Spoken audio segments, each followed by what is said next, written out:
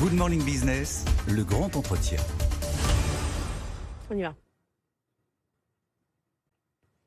Et on est à Francfort aujourd'hui toute la journée sur BFM Business pour suivre la décision de politique monétaire de Christine Lagarde. Décision très attendue évidemment, mais il n'y a quand même pas un grand suspense. On attend 0,25 points de base. On a croisé tout à l'heure le gouverneur de la Banque de France, François Gallo. Lui-même disait qu'il y avait un très faible suspense. On est ce matin dans le grand entretien avec Aude Guez. Bonjour, vous êtes économiste chez S&P, vous êtes ECB Watcher. Vous suivez bien évidemment toutes les décisions de Banque centrale. Aucun suspense, ces 0,25 points de base, c'est déjà dans les cours en fait. Oui, c'est une baisse qui est qui est acquise, qui a été répétée plusieurs fois par la BCE à travers des membres de son directoire, à travers son chef économiste. Sans surprise, 25 points de base. 25 points de base, c'est quelque chose de graduel, ce que voulait la BCE pour marquer une première baisse de taux. C'est en ligne avec notre scénario, ce qu'on attendait, à savoir cette année des baisses de taux très graduelles, sans doute 3, donc encore 2 en fin d'année. Pourquoi juin et à peu près une par trimestre? Parce que la BCE attend des données dures, et parmi les données dures, il y a les salaires, qui est un des éléments qui a été mentionné à plusieurs reprises comme un élément clé. Les salaires, on les a eu pour le premier trimestre, mais on les a avec un certain décalage, d'où plutôt des baisses sans doute en septembre et en décembre, mais peu probable en juillet, puisqu'il y aura peu de nouvelles données dures, et c'est ce qu'attend la BCE pour vraiment pouvoir prendre des décisions. Donc pour vous, c'est clair, ça fait une baisse aujourd'hui, une pause en juillet, puis d'autres baisses à venir avant la fin de l'année. Il y a cette question de l'inflation, vous parlez des salaires. On a eu ces données vendredi dernier sur l'inflation en zone euro. On est à 2,6 en mai sur un an. C'est plus qu'en avril. Ça, c'est quand même une mauvaise nouvelle pour la Banque centrale européenne. Alors c'est une hausse qui était attendue de l'inflation. La BCE a répété à plusieurs reprises que l'inflation allait être assez bumpy cette année avec des fluctuations, beaucoup d'effets de base sur les prix de l'énergie. Et il y a aussi d'autres effets, par exemple sur l'inflation allemande. L'année dernière, le gouvernement a mis en place un ticket, le Deutschland Ticket à 49 €, qui a un impact sur le prix des services, des transports. On a ça aussi en France maintenant. Voilà, j'ai entendu aussi à partir de juin. Et donc ça joue sur l'effet de base de l'inflation, ce qui a tiré un peu l'inflation à la hausse. Mais globalement, c'était une hausse de l'inflation qui était attendue, qui était prévisible. Et on s'attend à ce que sur le reste de l'année, du fait de ces effets de base, notamment sur l'énergie, sur la fin des mesures de soutien, il y a encore des fluctuations, ce qui n'empêche pas, selon nous, l'inflation de revenir vers la cible, sans doute au courant de l'année prochaine, autour de 2%, donc au milieu de l'année prochaine à peu près. On ne retournera pas vers les 10% qu'on a connus en octobre 2022. On voit par exemple le prix du fret qui a triplé depuis l'année dernière. Là aussi, on est loin des niveaux qu'on a connus au moment du Covid, mais quand même, est-ce qu'il faut s'habituer à une inflation plutôt vers 3, 4? C'est ça le monde qu'on a devant nous? Non, a priori, l'inflation devrait revenir à des normes plus vers la cible d'inflation à 2%, comme je disais, déjà parce que les salaires vont progressivement baisser. Il y a un rattrapage des salaires pour l'après-Covid, les salaires réels. Donc on voit que les salaires, par exemple, les salaires négociés de la BCE ont augmenté à 4,7% au premier trimestre. Mais là encore, c'était quelque chose qui était assez attendu, avec beaucoup d'effets de one-off payments, qui en fait sont un rattrapage, mais donc ça devrait progressivement se stabiliser. L'année prochaine, les salaires devraient aussi continuer à augmenter, mais moins fortement. Donc il y a vraiment un effet de rattrapage. La question, c'est est-ce que la géopolitique peut avoir un impact sur le prix des matières premières?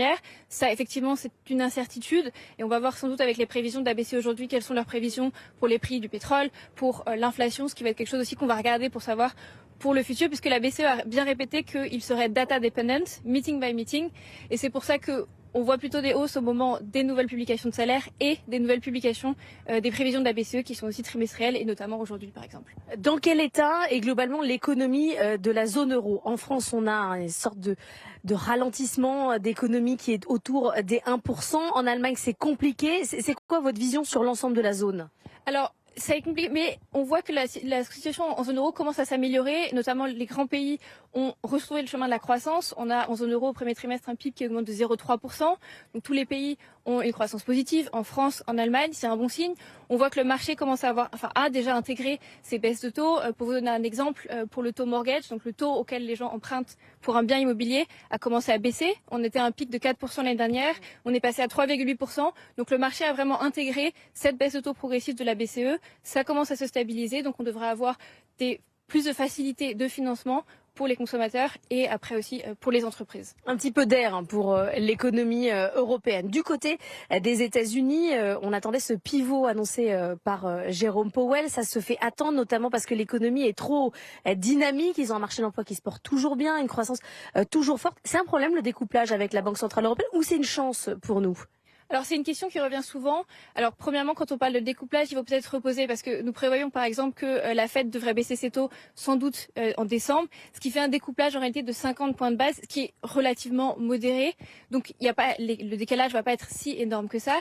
Deuxièmement, si on regarde les critères qui ont été mentionnés de l'impact de ce découplage, vous mentionnez cette différence de timing, ça va être sur le taux de change et sur les taux longs. Sur le taux de change, pour l'instant, on voit que le marché a intégré ce découplage. En fait, depuis mars-avril, on voit que le taux de change est resté relativement stable, donc ce qui est quelque chose de positif aussi.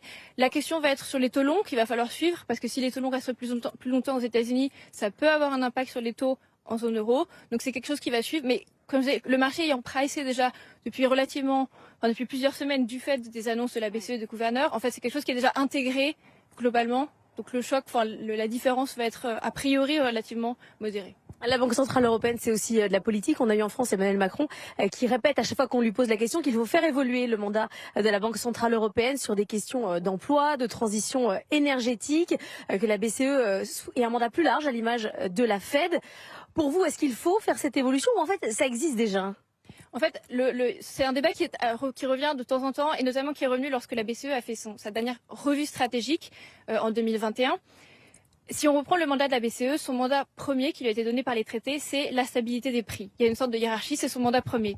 En revanche, le traité stipule aussi que dans la mesure où elle ne porte pas préjudice à cette stabilité des prix, la BCE doit soutenir les politiques qui sont mises en place par l'Union européenne. Et parmi ces politiques, il y a la croissance, il y a l'emploi. Donc en fait, c'est déjà quelque chose que la BCE prend en compte. Vous parliez du climat. Le climat, la transition climatique, le changement climatique a un impact sur les prix.